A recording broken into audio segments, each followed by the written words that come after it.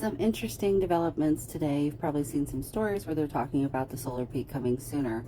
And they're now predicting that it's going to happen exactly when I said it was going to happen over 2 years ago, when they were still saying that it wasn't going to come until 2025. So I find that interesting, and we'll see what happens, I guess. But I, I love that uh, some of us who are aware of these things seem to have a much more accurate and consistent ability to sense when these things are coming. In the meantime, pause to read another thing that I've been talking about for a few years now is how the solar activity does affect the climate change on Earth, but they just don't understand how yet. And so this scientist is saying that global climate models have to include parts of the sun's mechanisms that we don't even understand yet. And so it isn't all just human creation that has caused what's going on right now. You can go look up this article and get a clearer definition of what this graph is, but basically it's showing how as solar cycles intensify, so does change of climate.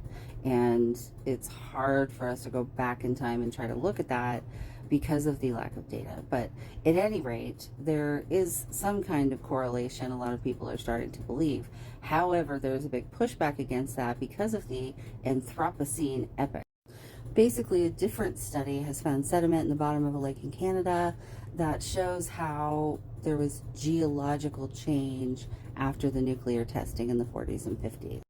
They're seeing it as the climate change marker of when the current downturn into extreme weather began.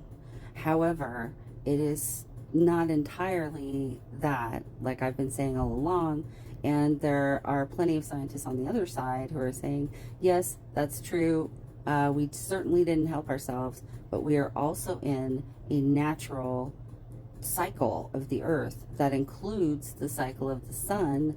These things happen in 100,000 and 10,000 year cycles and even million year cycles. So it's almost arrogant to think that we are going to destroy the planet, because in reality that's not what we're doing. We're polluting our own environment. The earth will recover, but will we? That's the question.